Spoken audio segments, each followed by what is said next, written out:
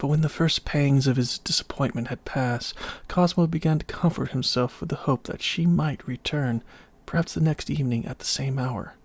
Resolving that if she did, she should not at least be scared by the hateful skeleton, he removed that and several other articles of questionable appearances into a recess by the side of the hearth, whence they could not possibly cast any reflections in the mirror, and, having made his room as tidy as he could, sought the solace of the open sky and of a night wind that had begun to blow, for he could not rest where he was. When he returned, somewhat composed, he could hardly prevail with himself to lie down on his bed, for he could not help feeling as if she had lain upon it, and for him to lie there now would be something like sacrilege. However, weariness prevailed, and laying himself on the couch, dressed as he was, he slept till day. With a beating heart, beating till he could hardly breathe, he stood in dumb hope before the mirror on the following evening. Again the reflected room shone as through a purple vapor in the gathering twilight. Everything seemed waiting like himself for a coming splendor to glorify its poor earthliness with the presence of a heavenly joy. And just as the room vibrated with the strokes of the neighboring church bell announcing the hour of 6, in glided the pale beauty, and again laid herself on the couch. Poor Cosmo nearly lost his senses with delight. She was there once more. Her eyes sought the corner where the skeleton had stood, and a faint gleam of satisfaction crossed her face, apparently at seeing it empty. She looked suffering still, but there was less of discomfort expressed in her countenance than there had been the night before. She took more notice of the things about her, and seemed to gaze with some curiosity on the strange apparatus standing here and there in her room. At length, however, drowsiness seemed to overtake her, and again she fell asleep. Resolved not to lose sight of her this time, Cosmo watched this sleeping form. Her slumber was so deep and absorbing that a fascinating repose seemed to pass contagiously from her to him as he gazed upon her, and he started as if from a dream when the lady moved, and, without opening her eyes, rose and passed from the room with the gait of a somnambulist. Cosmo was now in a state of extravagant delight. Most men have his secret treasures somewhere. The miser has his golden hoard, the virtuoso his pet ring, the student his rare book, the poet his favorite haunt, the lover his secret drawer, but Cosmo had a mirror with a lovely lady in it, and now he knew by the skeleton that she was affected by the things around her. He had a new object in life. He would turn the bare chamber in the mirror into a room such as no lady need disdain to call her own.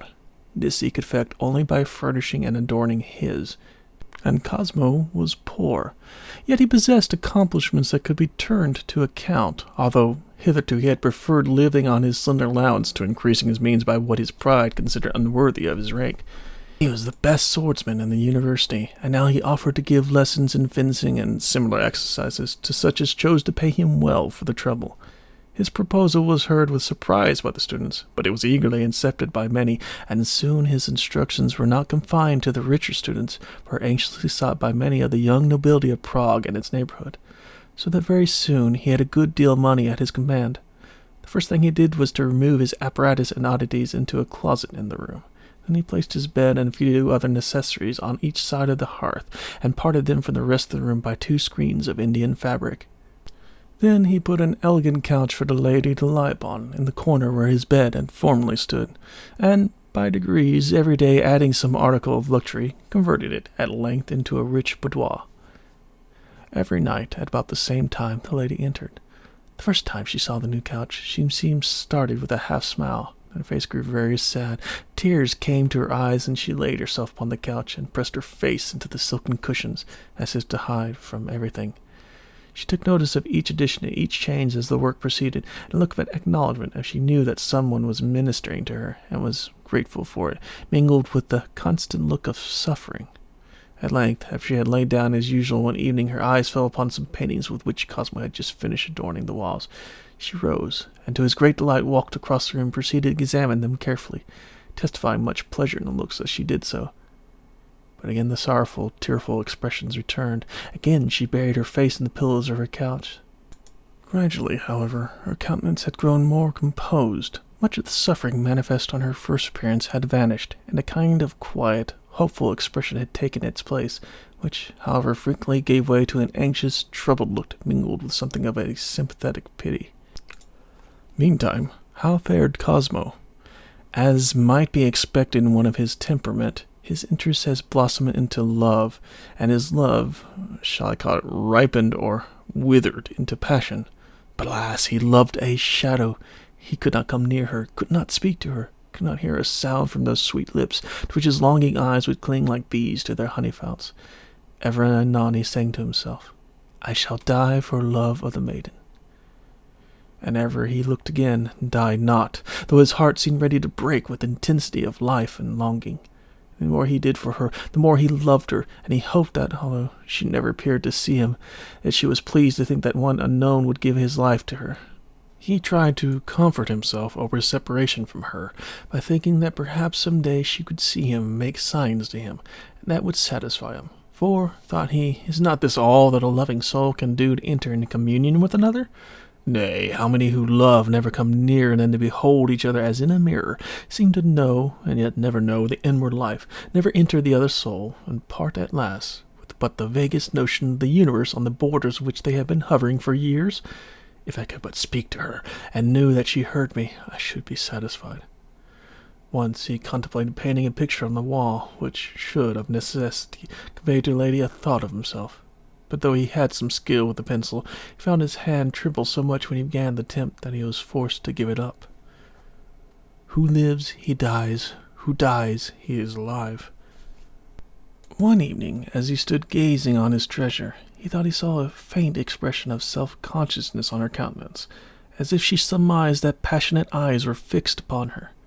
This grew, till at last the red blood rose over her neck and cheek and brow.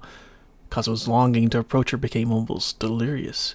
This night she was dressed in an evening costume, resplendent with diamonds. This could add nothing to her beauty, but it presented it in a new aspect, enabled her loveliness to make a new manifestation of itself in a new embodiment. For essential beauty is infinite, and as the soul of nature needs an endless succession of varied forms to embody her loveliness, countless faces of beauty springing forth, not any two the same at any one of her heart-throbs, so the individual form needs an infinite change of its environments to enable it to cover all the phases of its loveliness. Diamonds glittered from amidst her hair, half hidden in its luxuriance, like stars through dark rain clouds, and the bracelets on her white arms flashed all the colors of a rainbow of lightnings as she lifted her snowy hands to cover her burning face. But her beauty shone down all its adornment.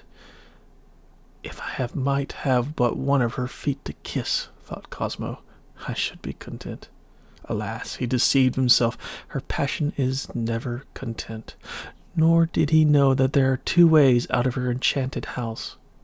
But suddenly, as in the pang had been driven into his heart from without, revealing itself first in pain and afterwards in delight form, the thought darted into his mind. She has a lover somewhere. Remembered words of his bring the color of her face now, and I'm nowhere to hear. She lives in another world all day and all night after she leaves me. Why does she come and make me love her, till I, a strong man, am too faint to look upon her more? He looked again, and her face was pale as a lily. A sorrowful compassion seemed to rebuke the glitter of the restless jewels. The slow tears rose in her eyes. She left her room sooner this evening than was her wont. Cosmo remained alone, with a feeling as if his bosom had been suddenly left empty and hollow, and the weight of the world was crushing in its walls. The next evening, for the first time since she began to come, she came not. And now Cosmo was in wretched plight. Since the thought of arrival had occurred to him, he could not rest for a moment. More than ever he longed to see the lady face to face. He persuaded himself that he but knew the worst, he would be satisfied, for then he could abandon Prague and find that relief in constant motion, which is the hope of all active minds when invaded by distress. Meantime, he waited with unspeakable anxiety for the next night, hoping she would return. But she did not appear. And now he felt really ill. Rallied by his fellow students on his wretched looks, he ceased to attend the lectures. His engagements were neglected. He cared for nothing. The sky, with the great sun in it, was to him a heartless, burning desert. The men and women where streets were mere puppets, without motives in themselves or interest to him. He saw them all as on the ever-changing field of a camera obscura.